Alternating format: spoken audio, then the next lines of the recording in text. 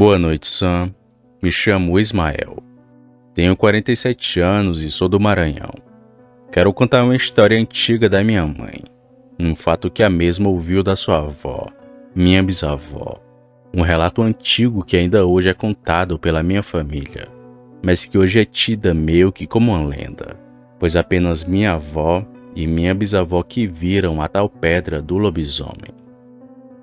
Minha mãe contou que sua mãe morava na região rural aqui da minha cidade, um lugar não muito isolado dos demais, mas distante o bastante para chamar de sertão.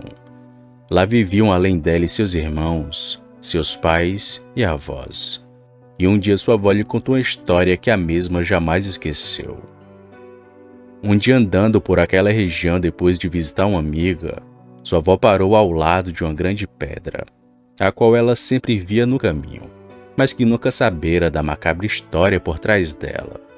Assim que ela se sentou, apontou o dedo para a pedra e disse assim: "Olha, Aretusa, essa é a pedra do lobisomem."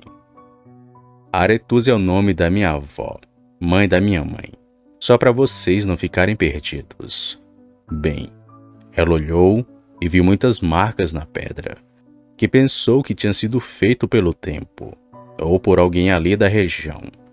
A pedra tinha como 7 riscos, todos na mesma direção, mas a surpresa veio logo depois. A sua avó novamente apontou para o outro lado, onde tinha uma velha casa, ou ao menos o que sobrou de uma, e disse assim: "Essa ali era a casa de mamãe.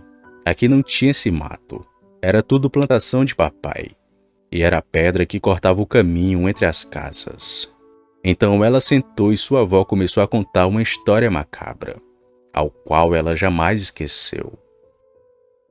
Faz mais de anos que isso aconteceu. Nessa região tinha um homem que todo mundo tinha medo, porque o pessoal falava que ele virava bicho na sexta-feira. A coisa mais horrível do mundo, minha neta. Esse homem, por um acaso, era primo da minha mãe, que morria de amores por ela, que já era casada e com um filho de braço. Não satisfeito com o casório, ele começou a virar o tal bicho. Isso era o que contam os mais antigos. Mas dizem que ele tinha mesmo era um pacto com o tinhoso, porque o homem era estranho demais. Bebia e não ficava bebo, saía e logo chegava ali, ou se não estava logo atrás de ti. Um homem que, se você tirasse a vista, ele sumia bem na sua frente. Mas daí nem era o mais estranho, porque algumas pessoas começaram a vê-lo virando bicho, ou se não comendo barro com a cara de cachorro. Certa noite, dessas bem frias de inverno, minha mãe estava acordada na rede, dando de mamar. Foi quando percebeu que pelo buraco da parede, uma coisa olhava para ela. Assustada, chamou pelo marido que dormia do seu lado, mas a coisa logo foi embora.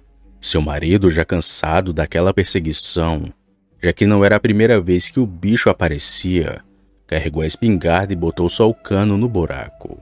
E quando o bicho voltou e olhou outra vez para observar, ele soltou um tiro na cara do bicho, que deu um berro tão alto, mas tão feio, que parecia que o mundo ia acabar.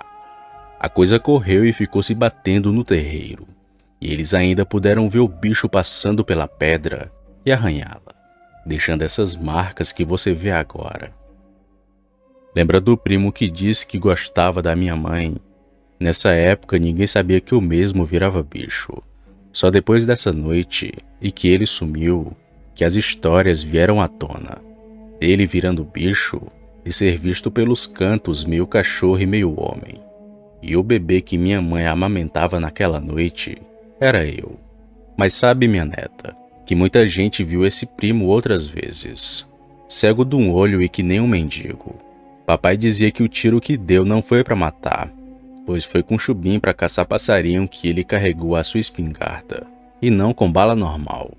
Sendo que talvez por isso ele ficou vivo até depois de velho, pois ninguém soube desse primo, mas que o viam, muitos viam.